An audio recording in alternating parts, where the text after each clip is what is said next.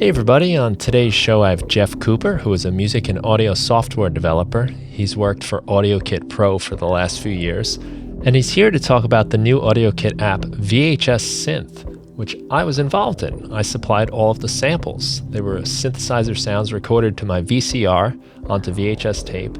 I sent those samples to AudioKit, and Jeff, as well as Matthew Fetcher and the team at AudioKit, developed this amazing iOS synthesizer called VHS Synth. It's loaded with 80s nostalgia. It sounds like the music came right out of an old VHS tape. It'll take you back in an instant. The music right now you're hearing was made with all of those sounds. You can get this app at the iOS App Store and start using it in your own music.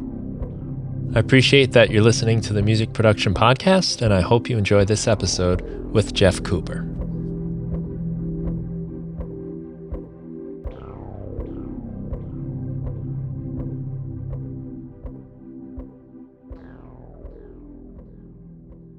Hello, everybody. Welcome to the Music Production Podcast, and I'm your host, Brian Funk.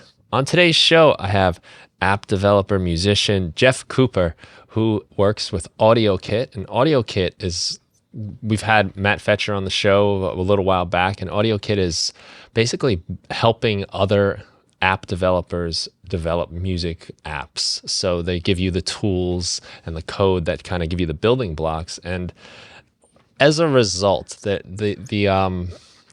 work you guys have done is so impressive. Like, there's over 500 apps in the App Store that use AudioKit. A lot of them hit number one. One today just hit number one. I'm seeing from your blog. I don't know how they say it, if it's UDA or ODA MIDI sequencer.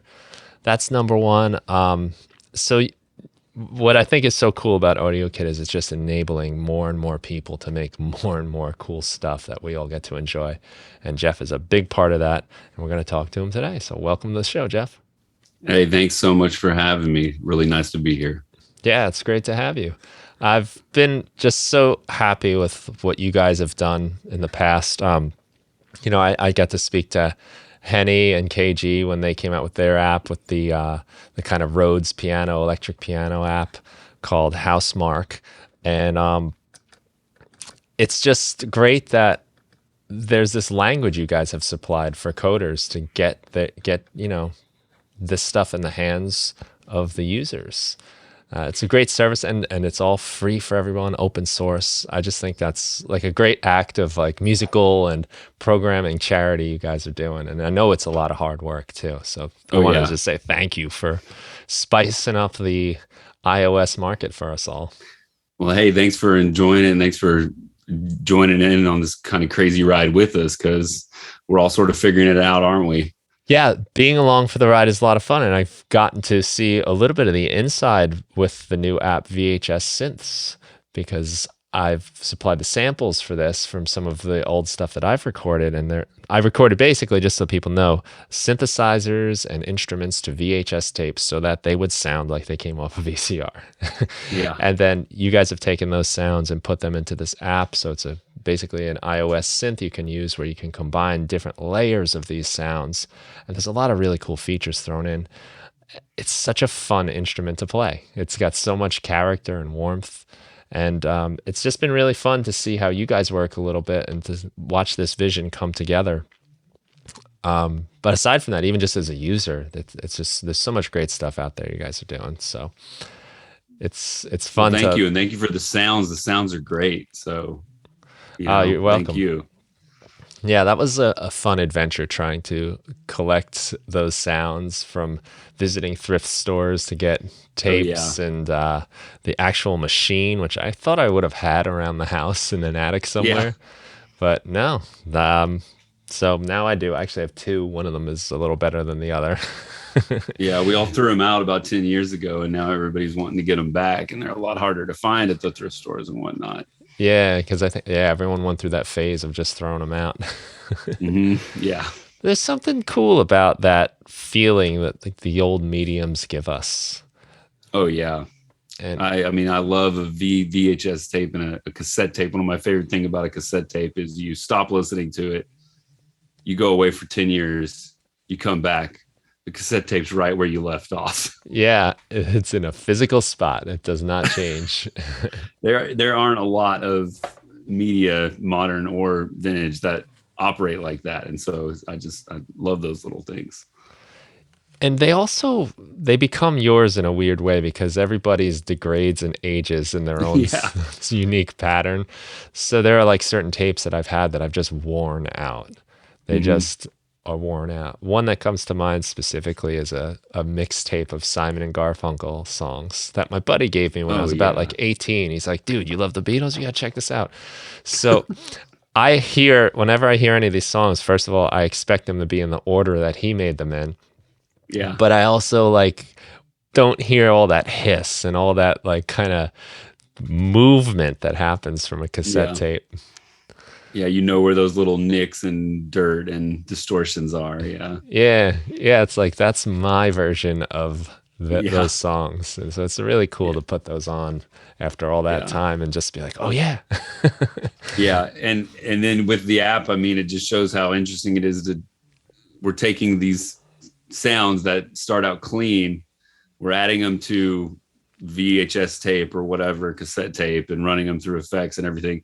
And then we're bringing them back into the ultra clean Yeah, digital in your pocket, ecosystem. And it's just the circle just is complete, so yeah, it's pretty cool. that's the technique I use a lot with my own music. Mm-hmm. I'll record it to something else. um I've reel-to-reel tape here, the cassette tape, and I've even used the micro cassette recorders Oh that yeah. people used to speak into. And Yeah. I mean, that's about as bad a recording as you can make. Yeah. But Yeah. something cool happens to those sounds when you process them that way.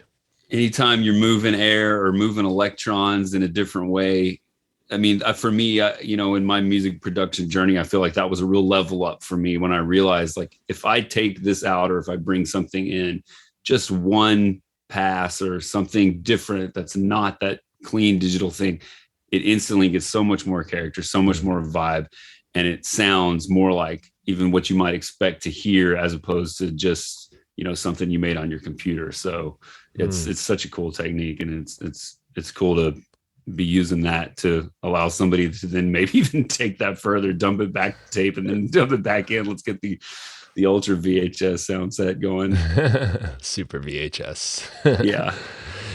Yeah, I find even just it's like the act of running it through a wire, running the sound Oh through yeah.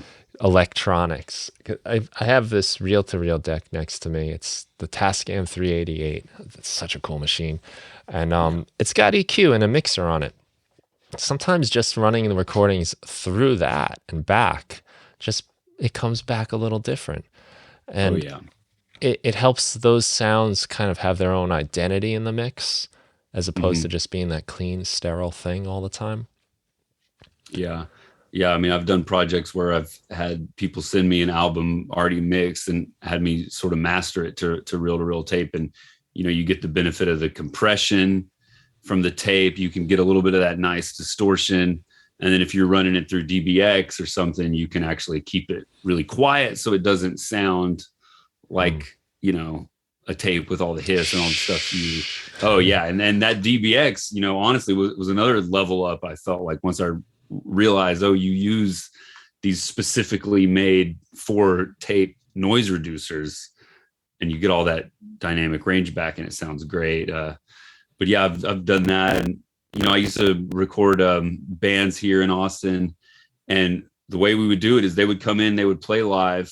We would mix straight to the reel, the 1/4 inch reel, nothing fancy. I've got a little Akai reel to reel. We would mix straight to that through the board. And then I would also tap each individual channel into a USB interface. So then the final mix was like a mix of the already baked to tape mix, and then with enhancements from the individual digital tracks as we needed Wow. them. So, and that always made for a really interesting, live. You get the compression, you get the harmonic distortion and stuff like that. It really made for some pretty nice mixes. Did you ever have issues with things lining up properly? So, yes, because especially when you're using depending on how you record it, because if you're recording from a 3-head machine, right, you get that delay from the read head to the play head after it's, because I wouldn't record straight off the mixer. I would record off of the tape. So yes, everything had to be manually lined up at the end. Never really had too much issues with phasing or anything, though. I guess the machine was steady enough. And like I said, you're kind of using it for just a bed. So it never overpowered what you're then, supplementing with the digital stuff. So yeah, you'd have to manually line it up. And I'm sure I've got a notepad somewhere where I wrote down exactly how many samples that delay from the read to the play head was, so that I could do it the same way every time. But I would end up doing it manually pretty much every time. But you find a drum hit or something and line it up like that, or just listen to it until it sounds good. I mean, you can't beat that. So right. Should be what we do. That should be the final test all the time, right? Sometimes it looks nice on the screen, but you got to use your ears, pay attention. Yes. Yeah. I've been with my band where we've recorded an album. We're actually taking it to get mastered onto tape. Awesome. And very excited for that trip. We're gonna all go to the place just as partially as an educational experience too, just to see what's going on. It's supposed to be a really nice studio. But I did it on my own just for the fun of it. And I was surprised at how close it was, because I haven't serviced this machine in like 10 years. I clean the heads periodically, but I also put a belt on it that it needed a new belt at one point. But it was only like about half a second to a quarter of a second difference in length when I lined them up. I was very impressed that it was that close, but still I would have, in order to use that, if I was going to combine them in some way, I'd have to do some kind of like time stretching and stuff with the analog version, or I don't know which would be better to stretch, but in a situation like that, I'd probably snip. I'm very anti-time stretch for whatever reason, but just old school. I'll cut and paste and cut where you need to. Nice. A lot of little cuts. Yeah, I bet. Yeah. Because, that's cool. That's fun. I'm kind of glad I don't have to worry about that for this project. Yeah. It's nice to just go to a machine that's been taken care of and will definitely work. So that's pretty cool. So what is your background in like production and music wise, and how did you wind up into coding and programming? Man, so I mean, I've been making sound and tapes my whole life. I mean, starting with just the boom box, making mixtapes off the radio, upgraded to a karaoke machine, which you could run an instrument into and record to a backing track. Right. Yeah. And then you dub that.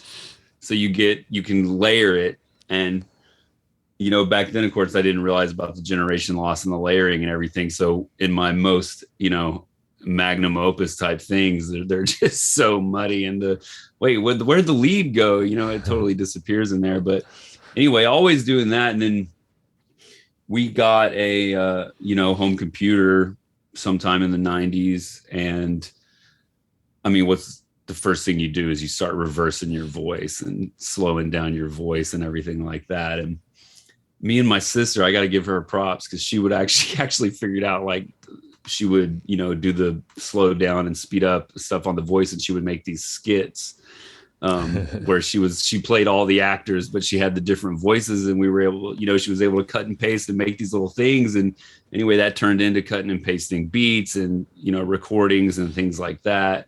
Oh, I've got this old Radio Shack keyboard. Let me try plugging that in. And anyway, doing all that with the computer. Then a little bit later, we get a better computer and trackers. Jescola Buzz changed my life. I mean, that thing predated VSTs, as far as I understand. It was just amazing, and it was free. What was that called? It was Jescola Buzz. It was a tracker that worked like a VST host does today, where it had generators and effect units, and you could wire them into each other however you wanted, but then it was all a tracker interface. And so you could do synthesizers, you could do a sampler, And that just, I mean, it changed my life. It blew my mind wide open to what I, as a kid, could do on with a computer. I mean, suddenly I have a sampler, you know, and back then they were hundreds or thousands of dollars. There was no way I was going to be able to get a sampler and then a MIDI keyboard and MIDI cables and XLR cables Right. and all this stuff. There's no way I was going to be able to do that back then. But the being able to do it on the computer, and then just the sheer amount of what you could do with Just Cola Buzz sort of made me realize there's no limit here. Like, I mean, I've got a 303, I've got an 808, I've got a 909, and they sound awesome. And I'm running them right next to an Amen loop. You know, I'm able to do basically everything I've heard. And so I always sort of stayed interested in that. From there, I started making MIDI controllers so that I could control these things. And you know, just this kind of always wanting to take it further. And Just Cola Buzz spoiled me so hard because it literally did everything, and it was so unknown at the time. And then when Cubase and all of this other Pro Tools and stuff started coming out, I mean, they did a fifth of what Buzz did, but they looked nice and they were expensive and everything, but they always kind of left me wanting more. So, you know, anyway, fast forward a long time, and then it's like, maybe I can start coding this stuff myself. And went to school out at Karma to get some info on how to do that. Came back, ended up working at Livid Instruments in Austin. Big up to Livid Instruments. We were doing MIDI controllers, and I actually wrote their iOS sort of beat making suite that we had with a wireless Bluetooth controller on the iPhone. And that's how I found AudioKit, because we needed some sort of MIDI solution or a sequencer solution. And there were a lot of audio libraries available that were supposed to help you with this, with sequencing and sampling and stuff like that. And AudioKit was the only one that kind of did all of it, at least in some way, shape, or form. And I think one of the first things I did with AudioKit was kind of redoing the MIDI, or getting the MIDI to work how I was expecting it to work. Because back then it was built on a lot of low-level Apple stuff that was actually pretty old code. I think so. You know, code that had been around for a long time. And so, you know, we would do that sort of low-level stuff that didn't really make sense in today's, you know, Swifty coding and language and everything like that. And so we did that for you, so then you could use it in Swift. And anyway, I started doing that with AudioKit, started working on the sequencers, started doing the samplers and everything like that. And then it's just kept on going, as, you know, further wanting to get my fingers deeper and deeper into the stuff. And we've gutted parts of AudioKit here and there and redone them, and built upon stuff that we've done a long time ago too. And it's just been, and then now, you know, with Matt and Ari and Kenny and Henny and KG, all those guys, you know, now we're really working on this sort of AUV3 ecosystem of, you know, keyboard instruments and effects now, as of last year with the reverb. So it's just been, you know, quite a just journey into always wanting to go further and further into making this stuff happen. You know, if somebody's not making what I want, what's stopping me from making it, is sort of how I've always thought about it.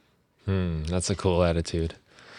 I love the It's story. true. It's true. I mean, if anything is possible these days, I mean, especially. And so, yeah, it's if it's not out there, you can make it. It is amazing, like how much power we have now with computers. But I love the story of you and your sister and how she came across these creative uses, not even necessarily musical uses, of playing around with audio and sound, and just, you know, the way kids think, and they come up with these ideas so they can just have fun and amuse themselves. I just think those are some of the, like, it's just like a pure, wholesome thing. And I'm sure at that time there's no social media back then, so they're not, you know, doing anything more than maybe sharing it for a couple people, but it's more just for that joy and fun of doing it. Yeah, it was. I remember walking in on her like, what are you doing? Like, you figuring this stuff out too? And then, oh, that's that's actually really cool. And she definitely sort of kind of opened my eyes to how much you could do just with what we had, you know. Right.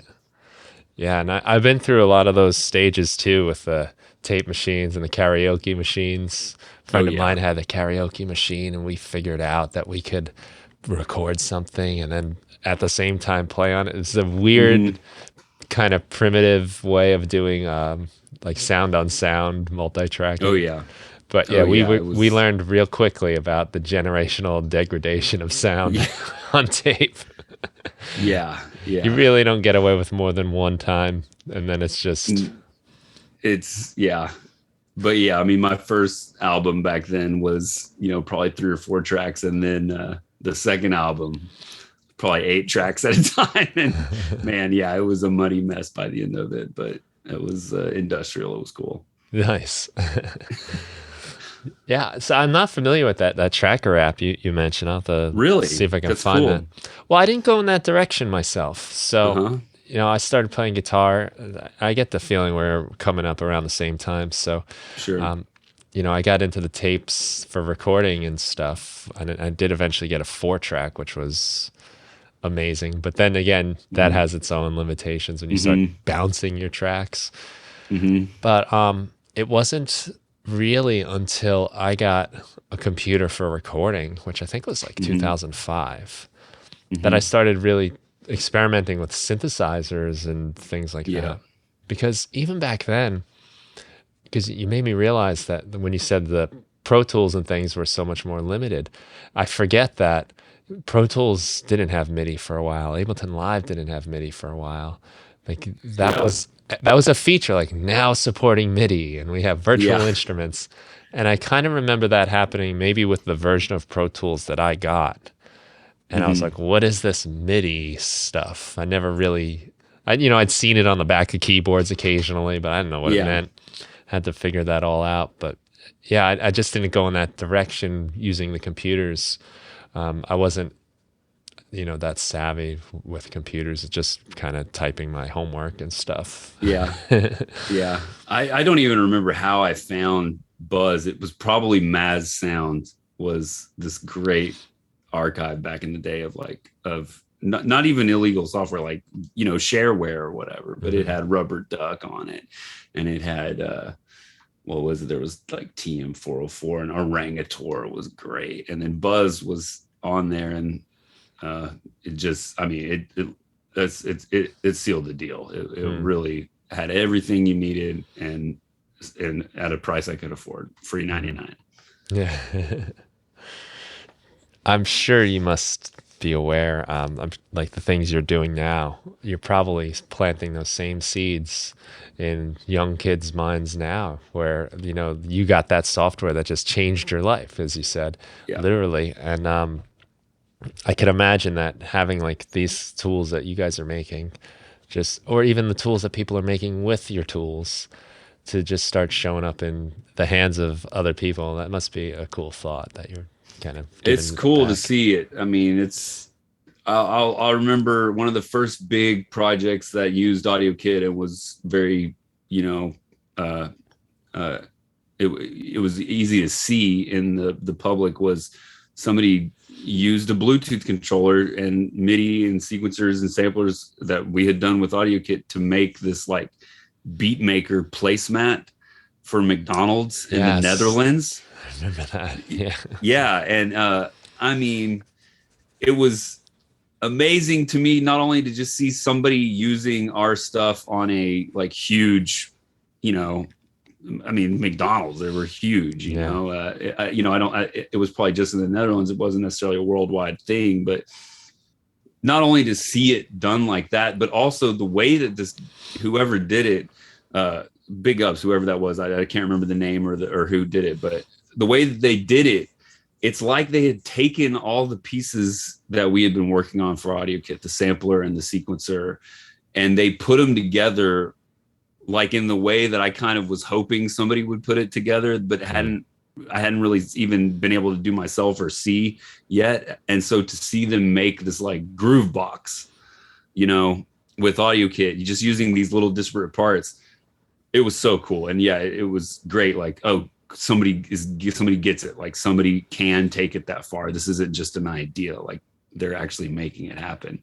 So that was really cool. And then, yeah, just to see, I mean, it's just great that so many people that have these ideas in their heads that, you know, couldn't necessarily get them out before or couldn't reach whoever could get them out are getting them out. I mean, I really want to try this UDA sequencer that just came out. It's some of the ways he talks about it sounds really, really interesting. And so it's just so great to see.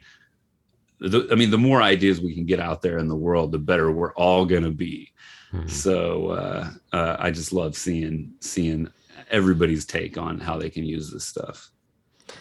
Yeah, what a weird concept too, right? The McDonald's one. I remember when that came out, it's like, why is McDonald's doing this? But it's so cool that they are. It just it's takes it to a new level. It's almost like why they have the ball pit and Ronald McDonald's is to create those like fun connections with the food, I guess. Yeah, but I guess, yeah. I mean, it so was inventive and strange. Totally out of the blue. Yeah. It was one of those things like, no, you're reading this wrong, right? Like this isn't actually, it's not really a beat making placemat at McDonald's built with AudioKit, right? Like did that phrase just come out of my mouth? Like it's pretty wild, but man, I mean, like I said, we're all better for it, even if it just inspires somebody down the road to make their own placemat. You know, whatever. It's pretty cool. Are there any interesting uses of the AudioKit stuff that have come along the way that kind of surprised you or caught your attention, used in ways you might not have expected? Definitely. Yeah, that one for sure. There's been so many, and it's hard to tell sometimes, even what's like, what part of AudioKit they're using. Like I know some people pull an AudioKit just for the MIDI, and then you can do, I mean, a lot of stuff from there. It's been interesting to see there was a very popular game out there for a minute that used AudioKit as like the game engine, and it reacted to you know, input and stuff like that, and I guess had effects and stuff. That was pretty cool to see it used as like a game audio engine, and I mean it's totally set up for that. Art installations. I saw a guy did one. He was using AudioKit to track movement with the camera, like a person's body movement, and use that to trigger, you know, sound and stuff like that. We worked on a project for a very large media company that was using AudioKit to like drive the soundtrack for an interactive app. So as you would go through the app, the soundtrack would change. And the key for this particular app was everything was like beat synced. So it was like a combination of running samples and running a sequencer. And so it wasn't like a musical instrument, but we're using the sequencer like super heavily as, you know, it for its musical capabilities. But it wasn't like an instrument you would really play. No, I mean, I say that, but anything that gets to that level where you can play it like that, you know, you could, somebody could probably remix this app, you know, and have to make some beats with it. But that was cool to see it used for something, you know, much more linear, but also still very musical. That was the key component of that project, was it was like needed to sound musical. So just queuing up sound files kind of one after the other wasn't going to work. They really needed to happen on beat and be in key and stuff like that. So that was pretty neat. So yeah, there's just been so many. I mean, I honestly, every time I open my mouth to tell you about one, another one pops in, and also it's hard to keep track of. I have been involved with AudioKit for a minute now, so there's been a lot of stuff. Yeah, I guess you must turn around every once in a while and be like, hey, wait a minute. I think I know how they did that when the new app comes out. Yeah. Or if I know there's going to be a bug. Oh, really? Let me see if they fixed that bug. Oh, no, I better get in there and fix that one. Like, that's funny. Yeah, sometimes you can tell, you know, how they're doing it. The sequencer had like a pretty major bug. Actually, I don't think we had anything to do with it. Was so just saying, but I remember you could tell oh, I can tell somebody's using our sequencer because it exhibits this very small, imperceptible little glitch, but it was there. Right. That's funny. Yeah. So it must be something I think about a lot because I do a lot of my own sounds with Ableton Live, building packs. And one of the things I usually do when I'm making my instruments is they have a set of macro controls where you can link up various parameters, even just to one single control. But Hmm. for a long time, it was you get the 8 macros, and that's what you have to Hmm. work with. But they've also now expanded that to up to 16, which gives Hmm. you more room to play around with. But I've found that the decisions you make of what to connect, what controls to Hmm. give people, is a really big part. And it's made me come to understand how much the decisions people that are developing like the user interfaces to all of our software, really, I mean, not just music programs, but just everything we use to interact with a computer, they're all it's really just this like visual symbolism for activating code. Hmm. And I guess what I'm asking you is, how do you figure out what to put on that screen? Because there's a point where, if you don't put enough in, then you can't really do much with it. It gets boring and it's not that useful. But there's the other end of that where if you allow everything to be tweakable, you're going to probably make it a lot harder for people to use it too. And some of Hmm. the like gear that and software that's come out recently, that I like the best is a little more specific than the stuff that does everything. So it does that one thing really well as opposed to like everything like not so well. I'm trying to figure out what my question is in here for you, but how do you figure out that line and how is that process for you as far as the look of it? Because you come up with the idea and then it has to look like something. The look, I got to give all respect and props to Matt Fetcher. He handles the look and he does that and he knocks it out of the park. Hmm. He also sometimes might drive me a little crazy when he does a look thing and he doesn't think about what I have to do to implement it. And it's like, oh, I've got to invent what you just drew, But I love it. It keeps it exciting. It's always a challenge. But yeah, we do definitely go back and forth on that, and when we compare notes with each other. uh, I am sort of a purist on some of this stuff, not that intend to be or that I think that's better or anything, but it's just how I am. I often look back, and I look at pieces of hardware I have and how they work, and what knobs or whatever have been useful to me before. So that's and also trying to understand, okay, just because a knob says something on it doesn't mean that that's exactly what it's doing, or it's not all that it's doing. So you just have to kind of make some of those decisions having gone through it a time or two to know. Hmm. um, uh, an example, not in any of our apps, but like on a lot of DJ mixers, like they don't have the resonance separate from the filter cutoff. It's just the filter cutoff. But you can hear they're doing something to the resonance too Hmm. with that one knob.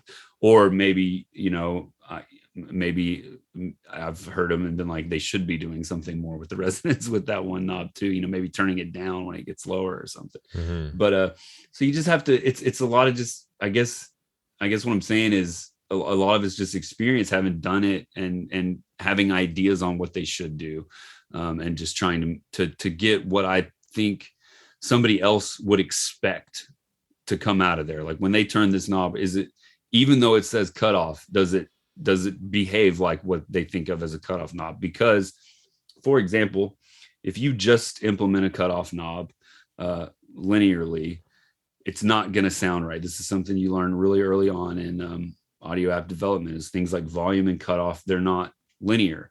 You Hmm. have to scale on a curve how that knob reacts, and which frequency it's controlling.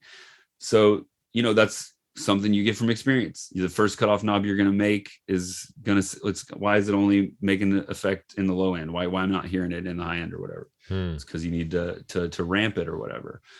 So yeah, it's just experience knowing stuff like that, and also trying to get creative.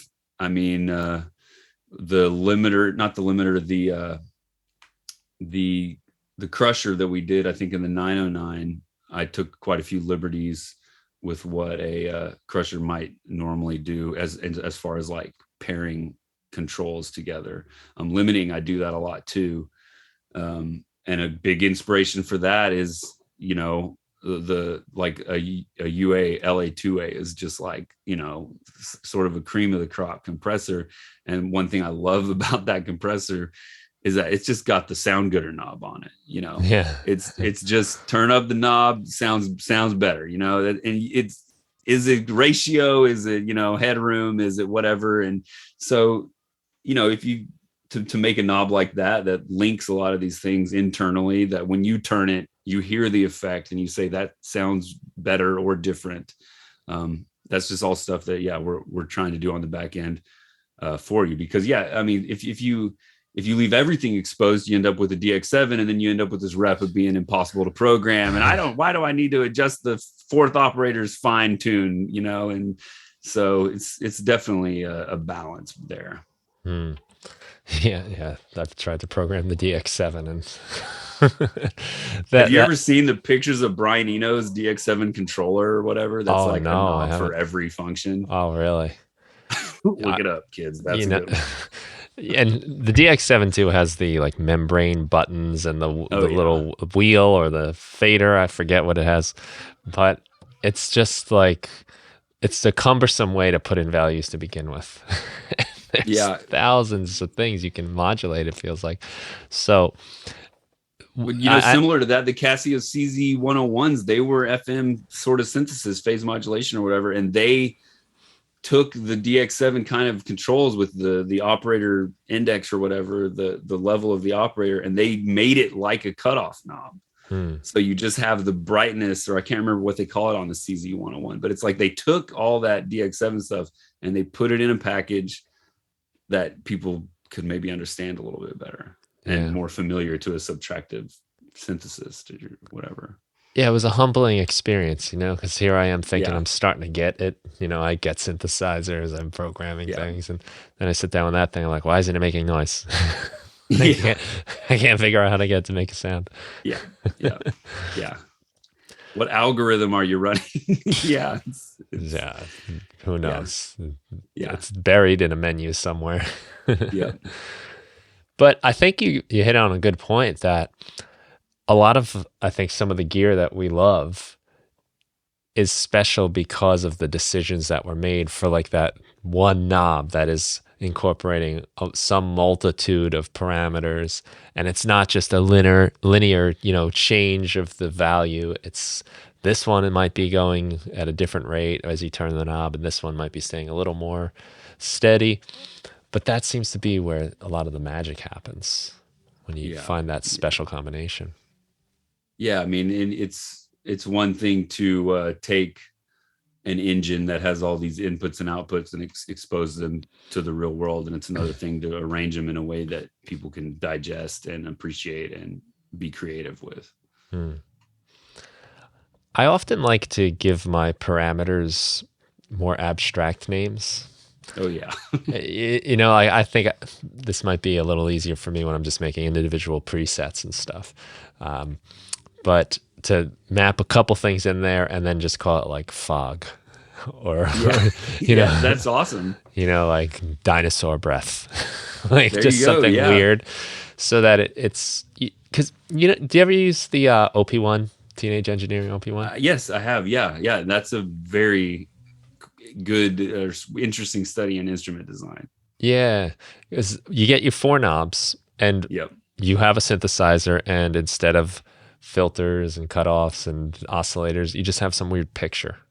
The knobs are changing the illustration on you. And it's like using your ears again. Like that's the real thing you got to do. But I love that takes you out of the kind of technical, mathematical side of things. You get into the more having fun and exploring and just, what does this do? Listening. Yeah, exactly. Yeah, it helps you kind of break out of your old habits too. Because if I know, I need a low sustain, a quick decay, and a medium envelope amount, and cut off at 9 o'clock, and I've got a bass, like that's one thing. But if I get to pull a cow's tail and poke things in a cow's ear and drive a stick shift car to make my bass, I'm gonna arrive at a different bass sound probably. Yeah, and those are some of the effects and pictures that you get Those with the are all OP1. controls you can do on the OP1. Yeah, your filter is like some kind of futuristic race car interface. Yep. And then there's the guy that's about to punch you. That's Yeah, a good and one that's too. one Yeah. that was one of the early ones they had in there too, and I I think so. still Yeah. never. It's not a filter, but it's kind of like a filter. Yeah. And it's a mystery, that one, and every time I use it, it feels a little different. Yeah. Yeah. Yeah. That's great instrument though. Then that thing feels. Yeah. It's you can't deny how it feels. It's just feels great. Yeah, I got it early on, and my first impression was like, "Whoa, this thing's kind of heavy." And it's metal, and it's really solid. Mine's still going, still doing good. Yeah. Must be 11 years I've had that thing now. It's Yeah. been really cool, but it's not for everybody, and I think blatantly so, where it's just saying like, "Hey, I'm this weird thing. You're gonna love me or hate me," and the internet has proven that to be the case. Yeah. I will say though, one thing about that instrument in particular and others is, it's a Swiss Army knife. I've used it for playing backing tracks while I just sang or played guitar. I've used it for playing live drum sounds. I've used it for playing back more sequence kind of DJ type stuff. So it's or just as like a sound module. So it's a pretty good little Swiss Army knife, and I got to give it props for getting that's a lot of that right. There's just a lot of ways you can use it. Yeah, one of my favorite experiences with it was I recorded like a very short like punk rock type album. Nice. And I just had a microphone in there, a 57 I believe, plugged right into it, and my headphones plugged right into it, and I was just walking around the room, put it in front of the drums, one mic, play the drums, and then play the guitar, same mic, sing into it, and just use it like a 4-track, but without any of the hassles. The way they use the 4-track, instead of recording over your part, you like add on to it. It's just makes it so fun. It's that was a really fun recording experience, because it was just like, okay, got it next. Yeah, that's great. The rapid fire nature was pretty cool. That's cool. Yeah, I've been using a Dirty Wave M8 lately, and I have really been enjoying running instruments into that, and it's so quick, and you can play along to the track, and then you've got your new sample, and then you can just keep going, and and it fits in your pocket. So it's that's my new Swiss Army knife. I can pretty much do anything with that. I've never heard of that. Dirty Wave M8. Yeah, saved a party with it on Saturday. So oh really? How's that? Literally hanging off my carabiner on my pocket, and they didn't have any music going in between bands, and so I whipped this thing out, plugged it into the mixer, and started playing work in progress beats. Weirded everybody out. It was a really good time. But at least filled the air. It didn't sound like the place was closing. They were jamming. Yeah. It sounds great. The thing. So what is it? Is it like a? It's a tracker. It is like a hardware tracker. It's as far as I understand, it's inspired by LSDJ, which was a Game Boy tracker. I was a Nano Loop guy on Game Boy. I never had LSDJ, but it's very heavily inspired by that, as far as I know. But it's synthesizers, samplers, effects, MIDI. But yeah, all tracker hexadecimal interface, and I love hexadecimal, and hex is so perfect for music. That's another thing for the kids out there. Learn hex. It's great for music. It's all 16s. It's great. Right. Yeah, that's like very mathematical music. That's coder songwriting. Yeah, there you go. Well, it's pop music. You get a beat and you want to slice it into 4 pieces. Yeah. Or 16. It's really easy to do in hex. So, but yeah, guilty. Hey, it's cool, man. I'm always impressed by what people can do, especially when you go back to the old games, like the 8-bit games on the Game Yeah. Boy and the Nintendo, and you realize how limited they were. And then it's not like they had keyboards really to play it in. They were just putting in numbers, and then to come away with these classic songs that my Oh wife is yeah. playing a Zelda game now on the Switch, and it's got those same themes from the original Zelda all those Wow. years ago with such crazy limitations. It's Yeah. just that's amazing, you know. That's It's limitations are good. That's one thing I don't like about using a computer for music is you mhm. can almost do anything. But yeah, those limitations are just they'll push you in new directions. Yeah, that's very true. That's something I talk about a lot on this show is Sure. and with students and with some of the stuff I do is you have to narrow it down and figure it out. As long as you can interact with it in a way where the limitations don't frustrate and upset you, you know, because people jump into music production sometimes not realizing the work or Yeah. the knowledge they need and get frustrated when it doesn't do what they want because they didn't understand that limitation and they or whatever, it happens to everybody. But limitations can be good, but as long as they're not making you make music. Because there's definitely other gear and ways of working that have those limitations that hmm just drive you nuts. So Yes. Yeah, and growing up, I went, and as you obviously have too, with the karaoke machine and things like that. Like they were frustrating and difficult, but looking back, I was very productive. You know, when I only oh had yeah. those simple things, and I only had a Yeah. guitar, a microphone. Hmm. Now have fun. That's it. Yeah, yeah, Go to it. yeah, yeah, If I would have had every option in the world, I wished I did, but I don't know. You know, I might have just got stuck scratching my head, be like, "Whoa, what does this do? What does this do?" yeah, exactly. Yeah, I mean it's and I don't think it's as common these days to accept the fact a lot of these things take practice. I mean, Yeah. you don't go buy a guitar from Sweetwater and then return it the next week because you're not a guitar player. I don't know what it is like with guitar and stuff. People know like I need to practice. I need to learn. I practiced and learned guitar for years before I ever considered myself a guitar player Mm. or would even want to do anything in front of anyone. um, but there's this weird inclination with software and electronic hardware to get it and oh, this doesn't sound good, this Mm. thing is broken, it doesn't Right. work right, it's too Right. limited, it doesn't. I mean, give it a year, guys. Like it's really important to learn and practice your craft, whatever that is. It's sort Mm. of a universal truth, I think.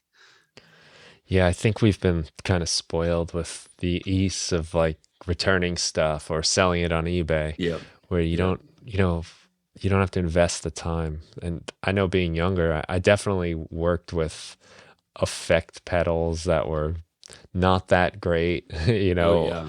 all because that's what I had and I was stuck with it and I figured out how to make it work on some level. And I never would put the time into it now. I'd say, the Yeah. hell with this Yeah. thing. Like, this doesn't have that feature. Yeah, just send this back Yeah. or sell it somewhere. Yeah.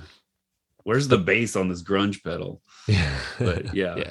I was actually thinking of the company that made the grunge pedal when I said that. I had Yeah. the DoD FX7, Yeah. which Oh was a yeah. multi-effect guitar pedal, and it had grunge was like the new feature it had, Yeah. Yeah. just this like terrible sounding distortion. It was pretty intense. It was just like static, like digital static too, really. I tried to That's sell that on interesting. eBay a few years back and I just couldn't. I still have it somewhere. I think they're hot now, so I know, right? Probably now it's like exactly the guitar sound I want. Some like yeah. cheap Yeah. 90s Yeah. like Yeah. knockoff grunge sound. Yeah. Yeah. Yeah, it was fun though. Now you said you were recording bands too, so you've got some background too in studios doing work, producing and mastering as well. To an extent, yeah, that I could do it out of my home studio. Mm. I mean, I've worked in, bigger studios and stuff before, but what I'm mostly talking about is doing stuff out of my home studio here in Austin. And yeah, I mean, the band that I worked with the most, it was like, oh man, we need a fundraiser and we can all get together this weekend. Can we come to your place and record? And I mean, we did it and we put it out on Spotify and they turned it into an album. And then we did it like 3 more times or something like that for other albums. It was so much fun and went so well. And yeah, those were like acoustic bands. There'd be a drummer, fiddle player, banjo player, guitar players, multiple singers, harmonicas and stuff like that. And I mean, we would just, run them all over my apartment in Austin down on First Street. And like I said, get it to tape in one take. And I remember one session we had enough people. We were actually running multiple computers. Like that's how I was catching the individual tracks. Like I had one sound card going over here. So you talk about lining tracks up. We were definitely doing some track lining up afterwards. But yeah, I mean, these are bands that I've played with or played shows with, and just knew that I had a setup for that. And so we started doing that. And it ended up being such a great thing. I mean, one of my favorite records I ended up producing for them was a Christmas record, and I used to hate Christmas music. Really? And they asked me to do this Christmas record with them, and we recorded it, and then I mixed it all on Halloween one year, and ended up becoming one of my favorite records that I worked on. I mean, taking their tracks, and then I added tracks to a lot of that, acoustic tracks. Some actually, I believe I used the organ in Logic, played on the keyboard with the key jazz. Yeah, cool. Via Logic, actually recorded the organ track that way. So it was fun. It was good, really, really fun merging of all these different kinds of worlds and technologies. Yeah, wow. Yeah, multiple sound cards and computers. Sounds like not what the pros necessarily do, but it's what we were doing down on First Street. Yeah, but you find a way. You got to find those solutions and figure it out. Because we have the crazy technology and ability now that really pretty much anything is possible. But sometimes you got to get a little creative still and figure it out. I mean, get creative and just do it. Like, if you got to do it, you got to use what you got, and you better hope that you know how to use it. I mean, I have this mic that I built part of school when I was out there in Palo Alto at Karma. One of our projects was to build a little dynamic microphone, and it was just a capsule. And by the way, if anybody out there is listening and knows how to get the schematic to this thing, let us know, because I've lost it, and it's such a great mic. It's just a little mic capsule and a 9-volt battery and an 1/8-inch plug. And it's a great mic, but it's like no housing. So it's just on exposed wires.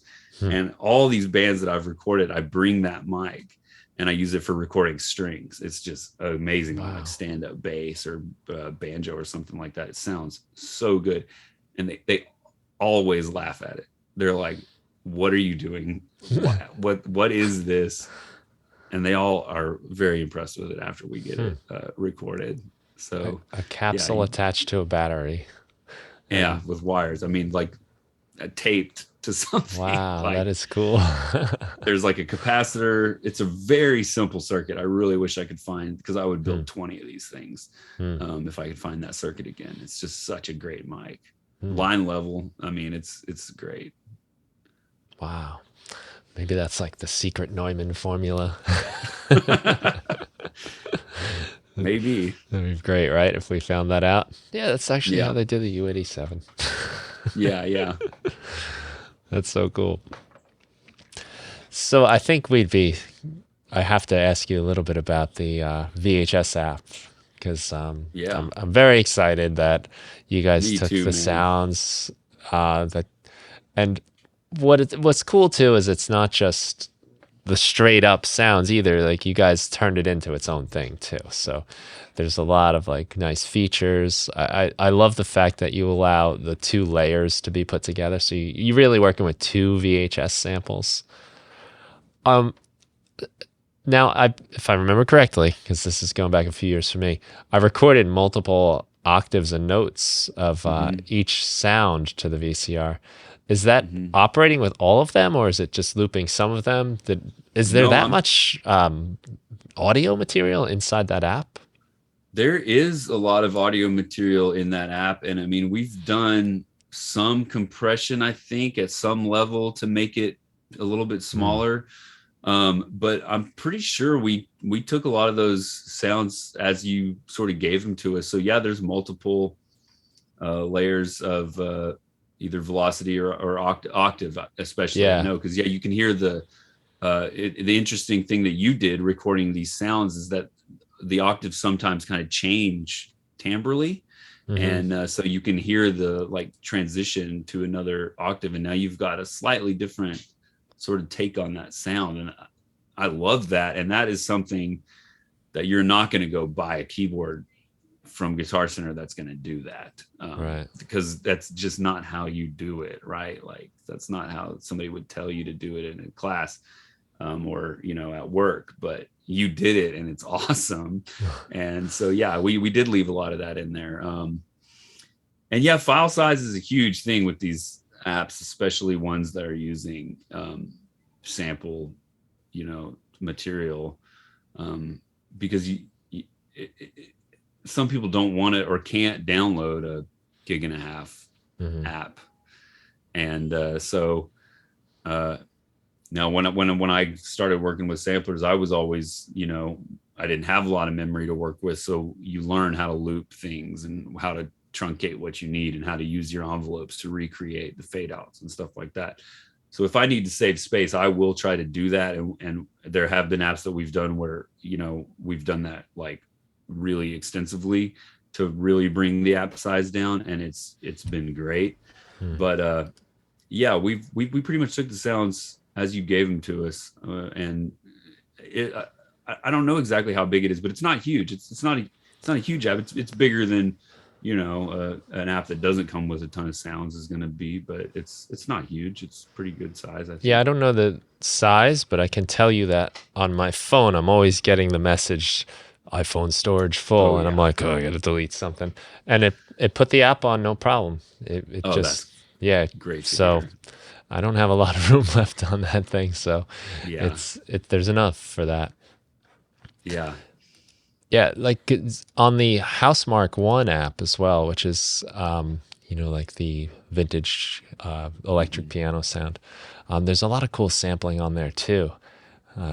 This is like the kind of stuff that I like that you guys think about, like the key noise on that app, like the actual sound of pressing the keys. Yeah, like great touch, you know, because it takes you from just like hearing the sounds coming out of your iPad or whatever into like you're hearing the hands touch the keyboard now too. Yeah, and Easter egg for anybody that knows the app and is watching this, hit the sustain pedal with that key noise turned up sometime and take a listen. Okay, I never tried that. So yeah, we tried to make it as sort of realistic as possible. So some fun things happen when you do that. Well, I mean, you can hopefully you can hear the sustain pedal being pressed. Oh, you hear the pet. Oh, cool. Yeah, because that's part of it. You know, when you watch someone play a piano, you hear that stuff. Yeah, that was fun to code because there's not, you know, there's not a standard for doing sound playback on sustain, you know, CC message. So right. But yeah, that was. I mean, that's what I'm saying though. That's the things that, you know, aren't built, but they make it exciting to have to build that. Yeah, and that's something if we were recording the piano, we'd try not to get. We'd try to avoid that. Yeah. And that would be like the problem we're dealing with. Yet you guys put it in there and it adds that sense of realism. You know, I did a classical guitar instrument, and one of the things I had set up was when you let go of a note, it might create some finger noise. So like when you're playing like especially a classical, like they make noise when you move your fingers, and you're trying to minimize that. You're playing an acoustic guitar on a recording. You're trying to lift your fingers off the strings to slide to the next chord rather than get that like that kind of metal finger sound. But I put that in there, and there's a knob you can use to control how often you'll hear the sound. And then Oh, it's just nice. like 30 samples that are randomly triggered when you let go of keys. And it made all the difference. It was Yeah. the problem needed to be Yeah. in there. Yeah. You know, one of the best guitar string models I've ever heard was my buddy Henry in Finland at the university over there. One of their projects that they were working on was physically modeling a guitar string. Hmm. And, you know, generally it's a straightforward enough process, impulse and a delay line, and with a really high feedback and short delay length. That's in general how you synthesize a string. But what they did for this model was, again, the part you wouldn't necessarily normally want.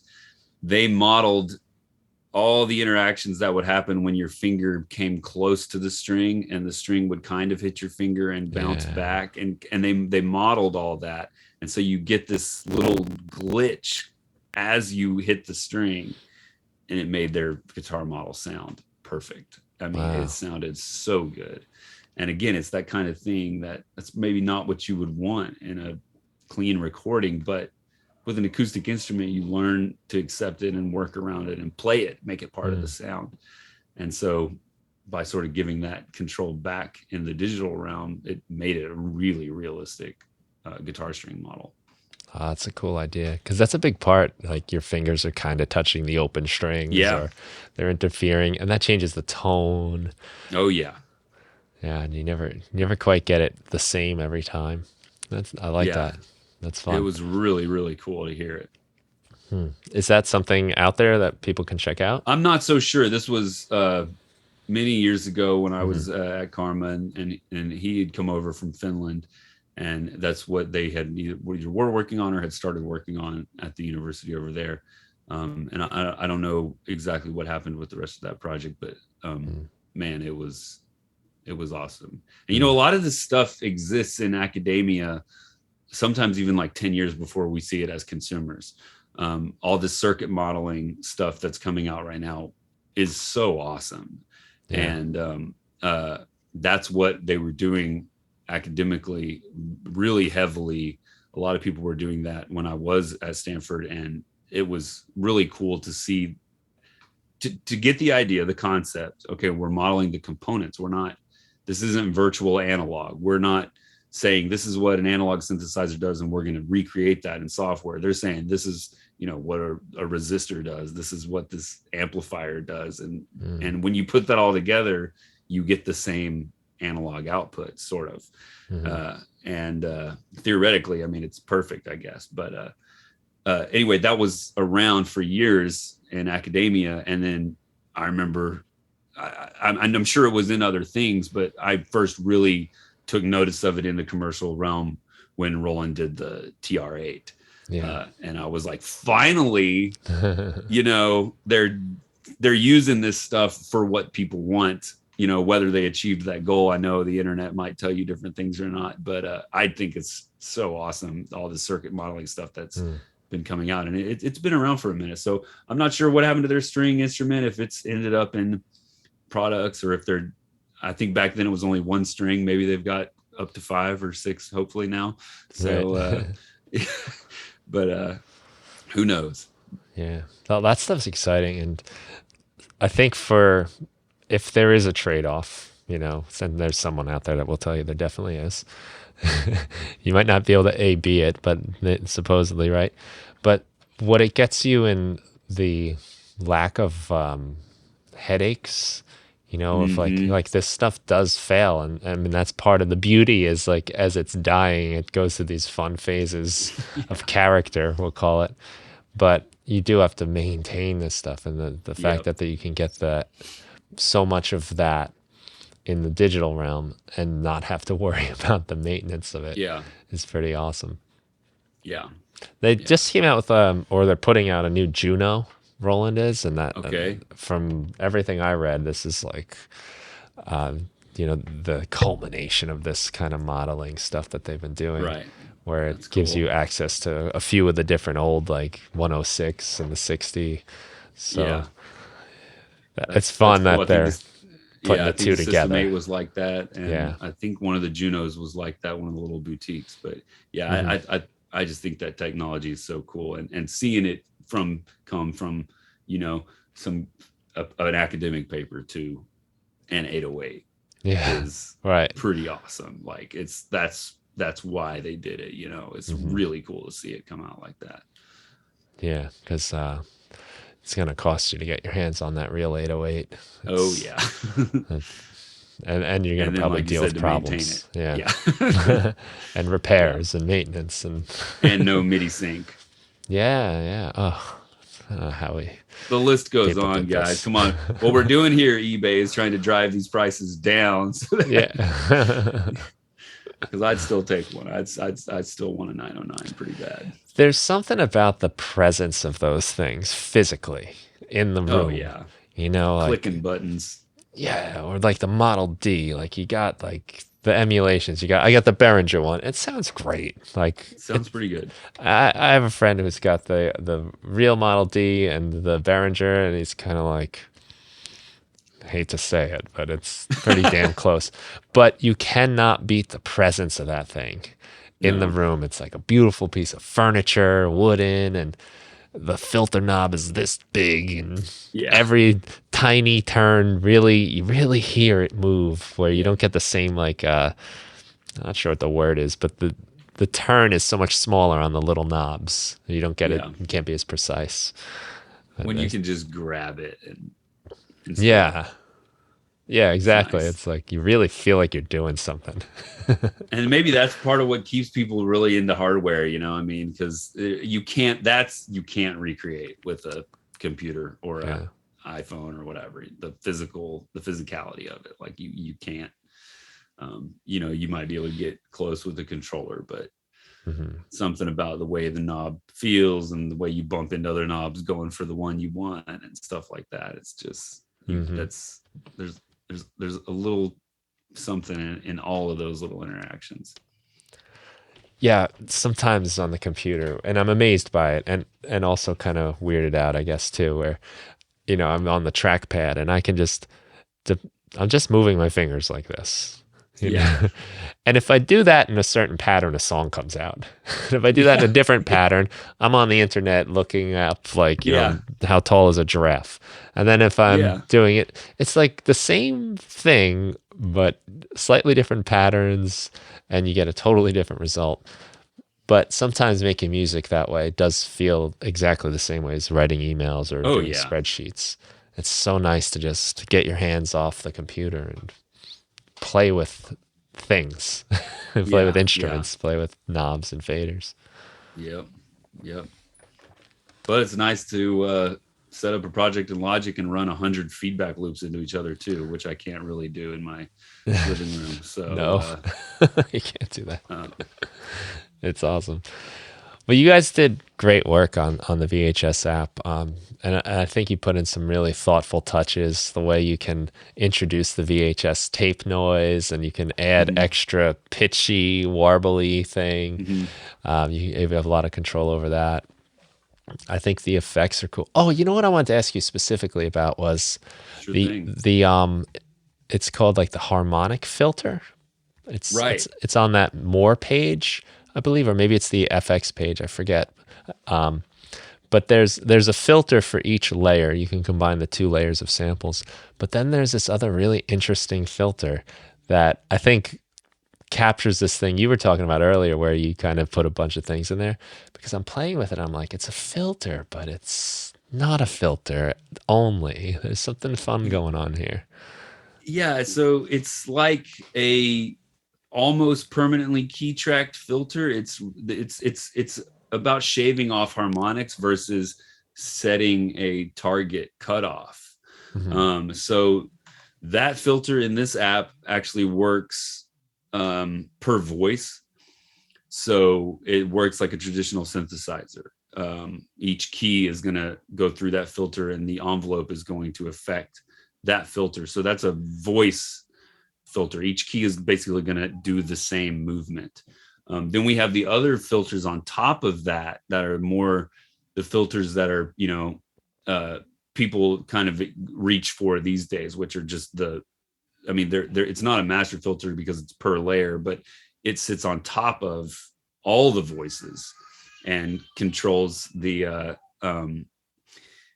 controls the cutoff from the other filter, going through it. So it's just like an extra filter for you. But yeah, that harmonic one is per voice, and it can be key tracked, or the key tracking can be turned off. And of course it can have an envelope amount. But yeah, it's just a slightly different way of talking about filtering out a signal. It's not targeting a frequency. It's targeting number of harmonics that you might hear. So, a sine wave is only going to be one harmonic, and more, brighter sounds have more harmonics. So that's what the harmonic filter is doing, is shaving off those harmonics.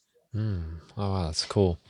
Yeah, because you get like an interesting effect. It's not just, so you're saying it's not just a low pass filter that's cutting away frequencies, but there's a different effect on there when you engage that one. It took me a minute to understand. I still don't understand exactly what's happening, but now that you explain it, it makes more sense.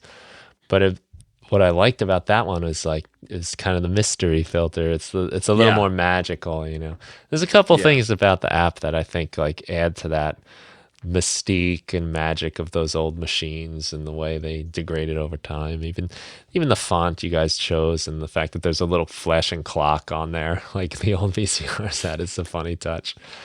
But yeah, I thought that filter was just like a beautiful sound. I would love to have that almost like as its own effect to run stuff through, because it's different, and it works really nicely in these sounds, because these sounds have a lot of fuzz to them already because of the VHS tape and the sampling process. So it interacts with that. When you crank that noise up, the VHS tape noise sound, I just love what starts happening as you play around with that filter and use the envelope to sculpt it over time. It's a great touch.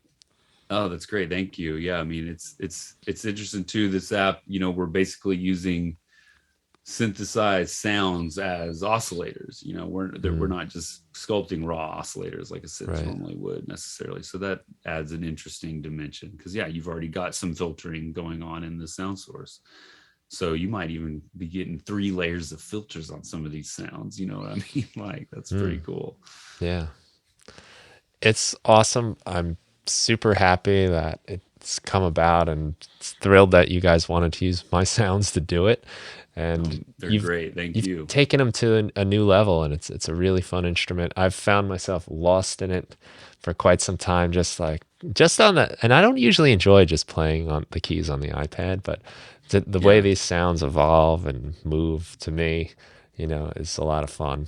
And it's really cool that you guys you put my name on it. That was fun too. I showed that to my wife. I'm like, hey, check this app out. She's like, what? What's going on here? It's kind of like, I don't know. That's cool. That's cool. Yeah, that's great. You guys are doing awesome work, and I think what's especially cool is how it's enabling more people to do that awesome work. And I'm sure there are kids, young people, or just new producers that are playing around with stuff you guys came up with, having those same feelings you had when you were younger and getting into it and sparking that lifelong passion. You might be directly responsible for that in a lot of people. That's a pretty awesome thing. I just want to hear what everybody's got to say. I mean, it's so cool that people can use this stuff, and especially something like Synth One, which they can get for free. I mean, we've had other free apps too, and I mean, we try to keep them super reasonably priced. Again, I mean, I'm telling you, I didn't get into this back in the day because I couldn't afford it. There was no way me as a high school student is going to even spend $400 or $500 on a sampler that I then wouldn't have any other gear that I could use with. So, I think getting it to many people is the name of the game here. And that's something I love about open source, and I love about digital information, is that it costs you literally nothing to give it to everybody in the world if they want. Yeah. That is power. That's really cool. It's nothing else like that. Yeah, it's amazing what you can get on the iOS store as far as apps go.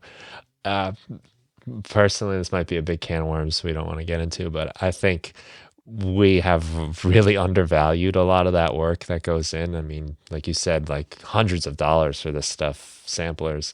And now I think we've gotten a little bit too used to paying a few bucks for something that is really deep and complex and Get powerful. them now, guys. Yeah. Because yeah, I feel like it's sort of it's it's undervalued. I think a lot of this stuff is. Yeah.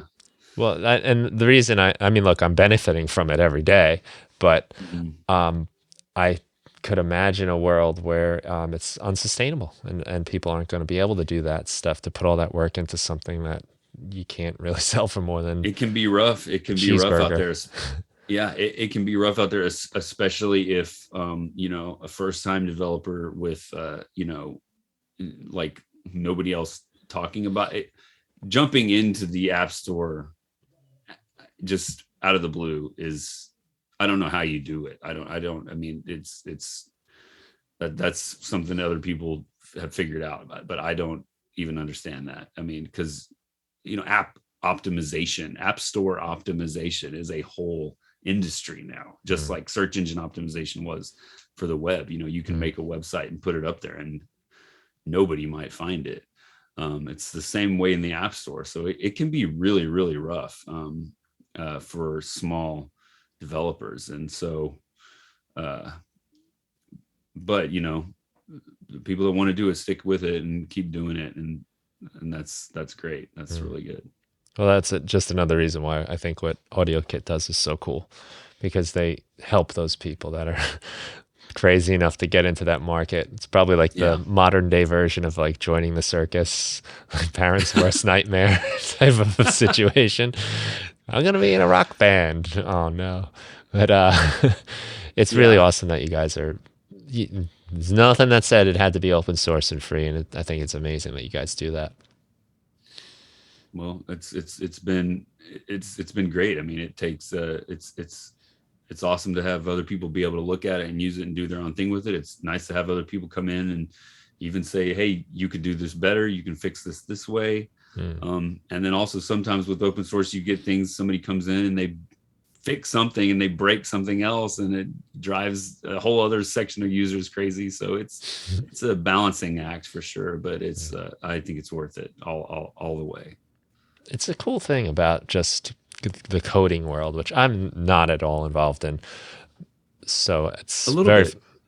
a little bit, but in general, like open source, GitHub, all these, this is very foreign language to me. Okay. But I do think there's a really cool spirit of sharing Oh and yeah. building off of each other's knowledge. That's why we're humans in this stage of the game. We have societies and civilization, and I can drive a car across a river because there's a bridge that people made. Yeah. You know, Yeah. it's this coming together and putting our minds and our work together. It's a great thing to see. I love it.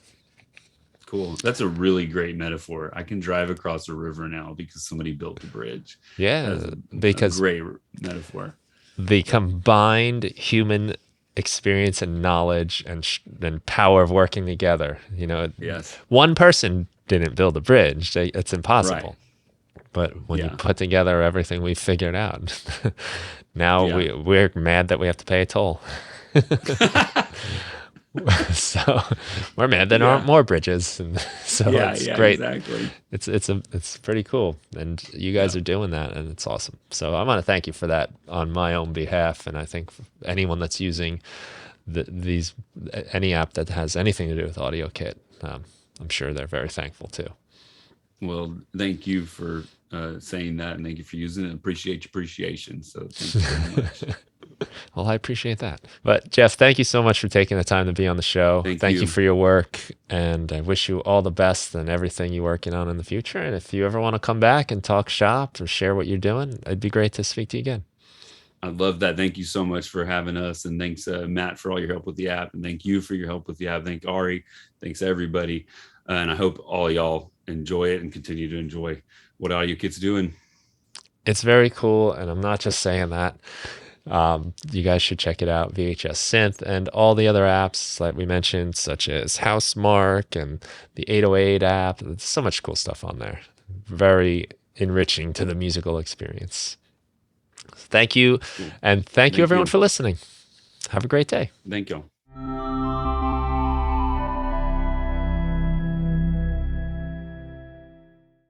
Hey, if you enjoyed the Music Production Podcast, please consider giving it a review on your favorite podcast provider and share it with a friend, somebody that you think might enjoy the show and get something out of it. That would mean a lot to me. And if you want to check out more of my work, including sound packs, tutorials, etc., head over to brianfunk.com. Thanks so much for listening and have a great day.